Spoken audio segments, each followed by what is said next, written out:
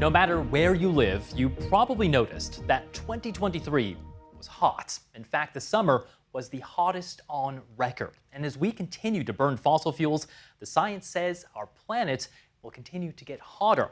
So how do we keep the cities we live in cool? Well, there are some real-life solutions here and now.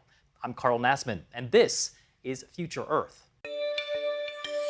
Welcome to the new series shining a light on the simple, real-world solutions we already have to help us solve the biggest challenge of our lifetimes. Each week, we'll be taking you on a journey from our forests to the oceans, examining where we live, how we travel, and what we eat. We'll show you some of the paths for tackling the climate crisis, meeting the innovators, action takers, and climate heroes who are truly making a difference. Coming up this week, we meet the volunteers working to keep the city of Atlanta cool and keep these trees from disappearing.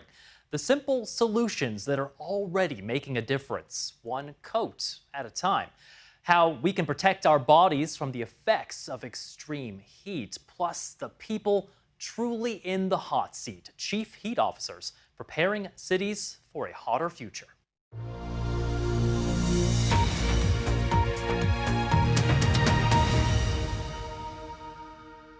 We start with those record-breaking temperatures of 2023. Several cities in the U.S. were sweltering, but probably no one had it quite as bad as people living in Phoenix, Arizona. Now, the state capital saw at least 55 days at or above 110 degrees Fahrenheit. As we know, global warming is making heat waves more frequent and more intense, and of course, extreme heat is also a matter of survival. In the U.S., it's a bigger killer than hurricanes, tornadoes, and floods combined, potentially contributing to as many as 12,000 premature deaths per year in the U.S. So how can we keep our communities cool? Well, it can feel like a huge challenge, but this is just one of the simple but powerful solutions: trees. It's an old idea, finding a new urgency, as I found out recently in the city of Atlanta. Record-breaking heat wave in the east from Texas. Many of our cities simply aren't built for the extreme temperatures being fueled by climate change. But when it comes to urban heat, some solutions really do grow on trees. It might not look like it, but we are just a few minutes outside of the city of Atlanta. This is the Connolly Nature Park. These volunteers with the nonprofit Trees Atlanta are pruning and pulling to help maintain this patch of urban forest full of old-school climate technology. I can't help but think weather-wise and weather disaster-wise, we are better off for all of the trees we have. Trees are cheap, easy, and effective, lowering temperatures by around 10 degrees Fahrenheit compared to city streets without them. We keep hearing about it, about the temperatures going up and up. It's like we have to do something. So this is what we can do. So if we can increase our canopy cover, that makes everybody a little bit cooler in the long run, really. As climate change makes many cities around the world even hotter, trees are going to play a crucial role, not just in soaking up excess carbon emissions, but also in providing shade, keeping temperatures down, and giving people a place where they can be outside and still stay cool. When people are hot, the places you would see people outside are underneath trees. They cool the environment, but they actually cool you. But these 27 acres of old-growth white oak trees nearly disappeared when they were threatened by development. Trees Atlanta got involved with it about 25, 26 years ago when it was going to be developed. And the community really wanted to save it. And with a lot of help from community members and some foundations, we ended up saving the forest, and the development went right down the street. Atlanta is known as the city in the forest, and in many areas, you can see its trees at work. This is the Atlanta Beltline. It used to be a railway. Now it's several miles of trails, green spaces, and trees looping through the city. It's the largest infrastructure project in America right now. So you're doing this connected 22-mile loop that now is a green loop that gives the city a cooling donut.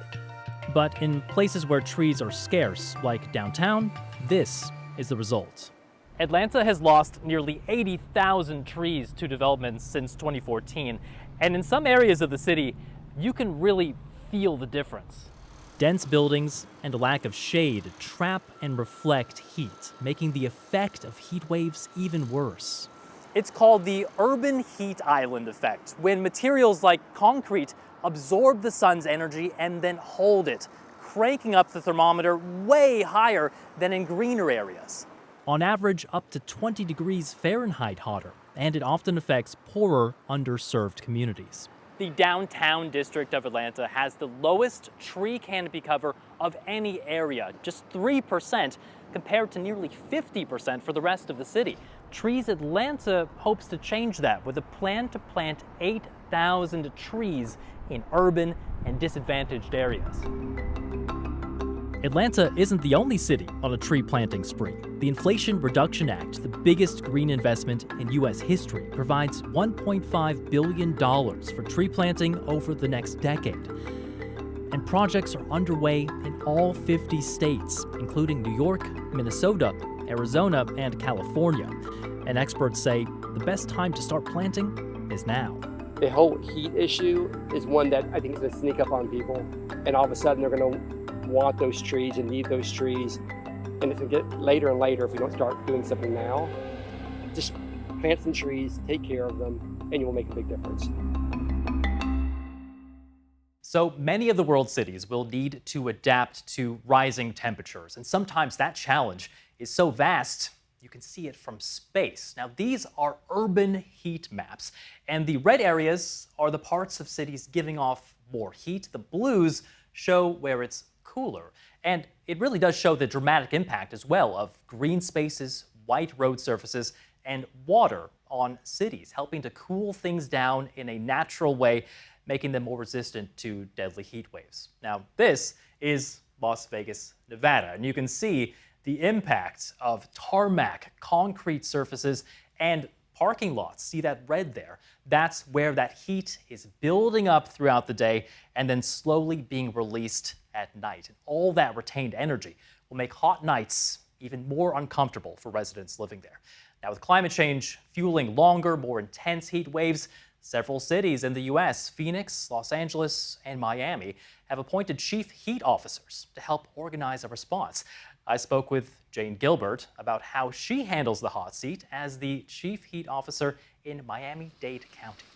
I think that some people might be asking themselves, look, Miami-Dade County, home of South Beach, you're accustomed to heat.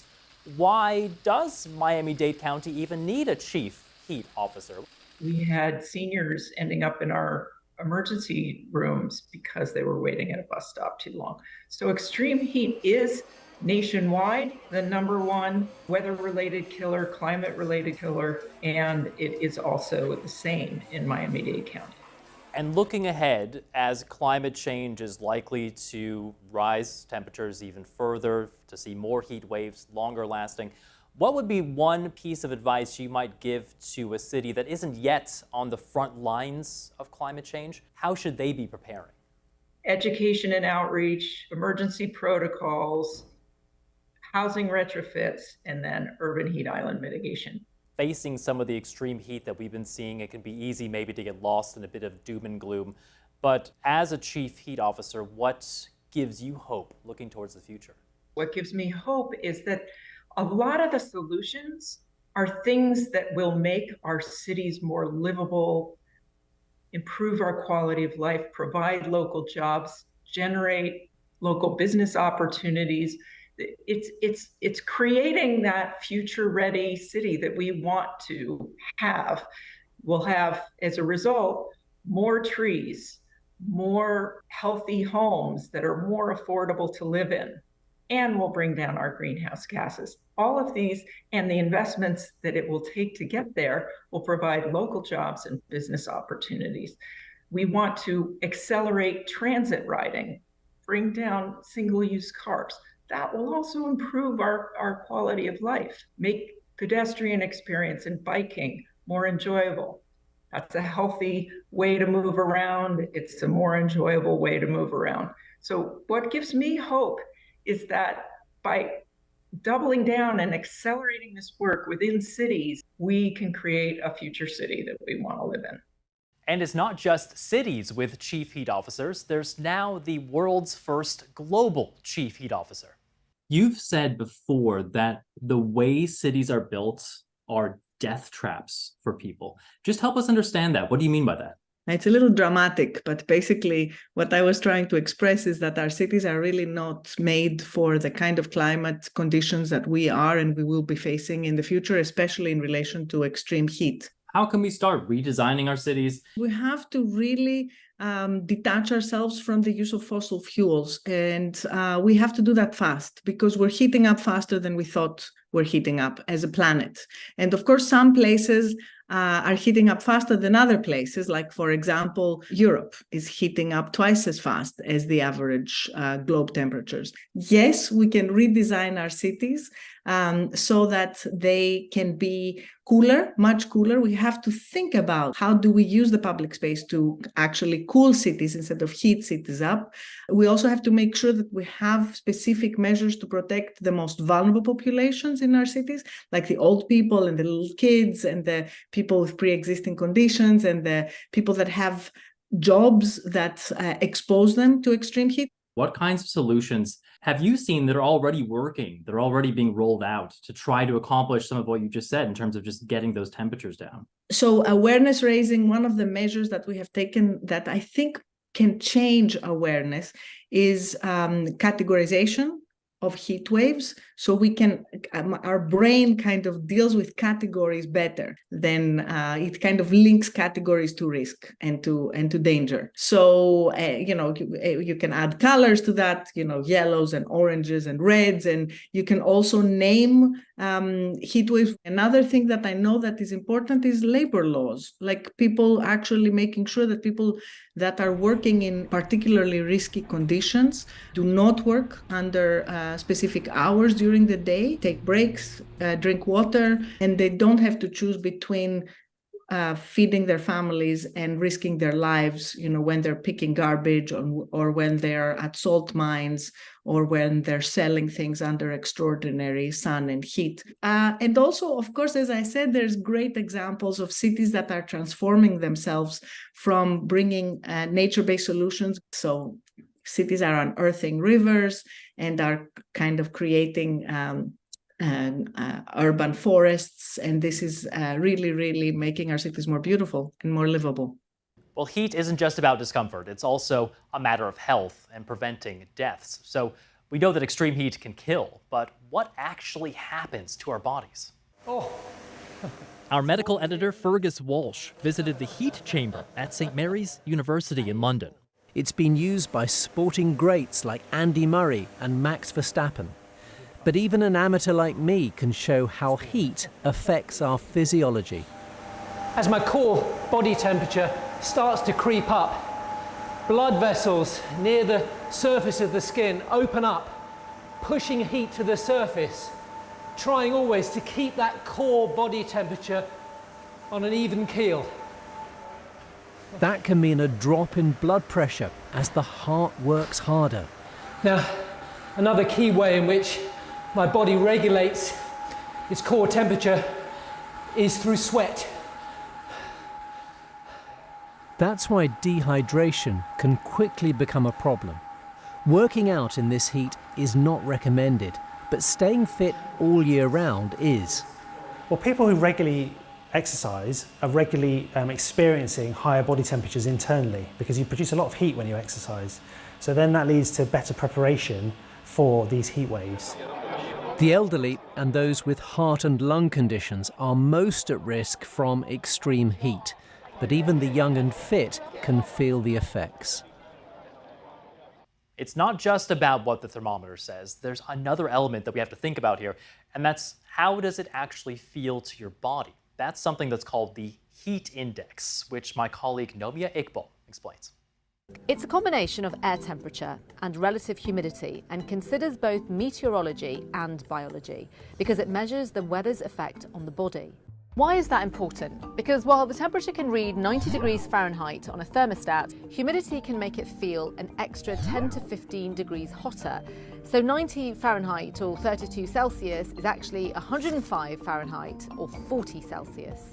An extreme heat index makes it harder for us to combat high temperatures.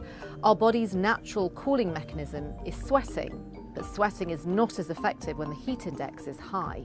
And it can be deadly, taking the weather from manageable to dangerous, causing heat strokes, cramps, and heat exhaustion. According to a recent study, our exposure to dangerous heat index levels is expected to increase by about 10 times as much due to the climate crisis. So what can you do to fight it? Limit the amount of time you spend outdoors, drink plenty of water, wear light, loose clothing, and always look for shade outdoors.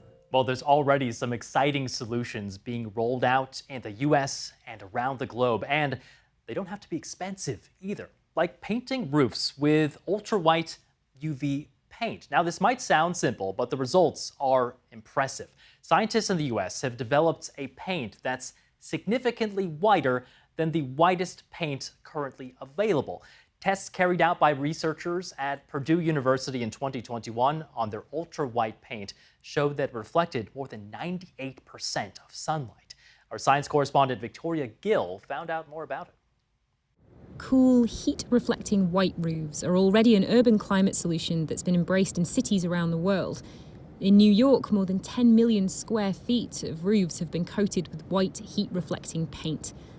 But these scientists say their ultra-white paint could make those roofs even cooler. While the whitest currently available paints reflect between 80 and 90% of sunlight, these researchers say theirs reflects more than 98%. Covering a 1,000 square foot roof with this paint, they estimate, would provide more cooling power than a typical central air conditioner. Every 1% of reflectance you get will translate to 10 watts per meter square less heating from the sun. So basically it provides cooling of 18 kilowatt. That's really a big deal. That's more than a typical air conditioner does for a house with that same kind of space. The secret to its formulation also makes it relatively cheap to produce. The scientists use high concentrations of a compound called barium sulfate that's already used to make paper. In recent years, we've seen white paint splashed across the roofs of cities around the world. Now, this is New York City, where over 10 million square feet of rooftops have been painted white under a plan called NYC Cool Roofs, which says that if every roof surface in the city were covered in the reflective paint, it could cool the city by about 3 degrees Fahrenheit. And in India, a nonprofit has been helping women paint their homes and build heat resistance.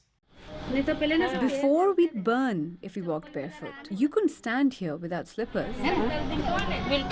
The charity has helped paint the roofs of 5,000 homes. Shakila's neighbors say they're interested too. Her grandson Mohammed is one happy customer.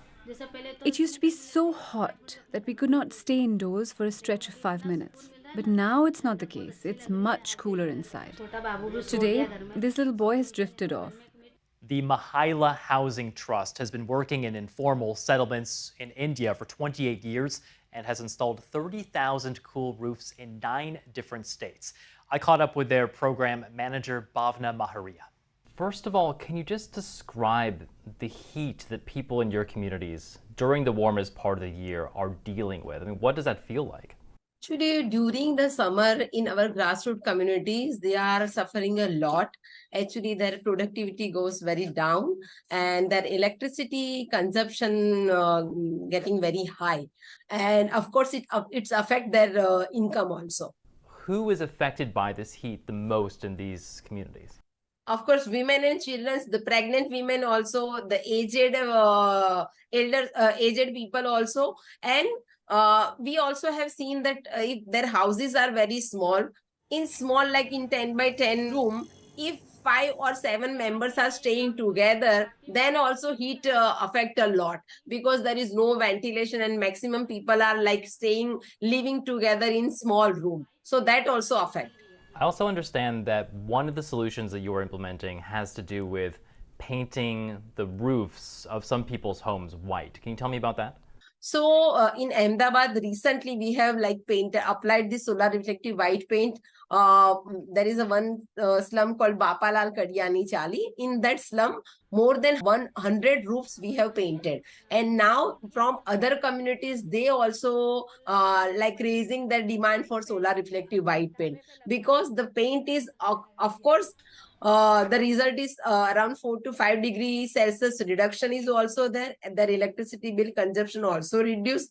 And the third thing is the solar reflective white paint life is 3 years. So after 3 years, again, they need to apply. After implementing these solutions, what kind of reaction have you gotten from people in the community? What are they telling you? When we went there and we asked about what kind of benefit you are getting from applying this solar reflective white paint. So maximum women, because in Gujarat and in Ahmedabad, maximum women are home-based workers. So they are doing some either food processing or some textile like mala making kind of work, or maybe papad making work. Instead, stick makers are there. So their work is related, their home is their workplace. So during the daytime, just because of excess heat, they were not able to work during the daytime, and it was affecting their income. So now women are saying that after applying this paint, now between 2 to 5 p.m., they can easily work. They can work in due time during the daytime. And of course, they are getting more income also, because their electricity consumption has been reduced because they have applied solar reflective white paint. Researchers at the University of Chicago have been looking into the impact of cool roofs, not only on temperatures, but also on precious resources like water, which is often used in India for cooling. So we've studied these roofs in the context of urban slums in Delhi.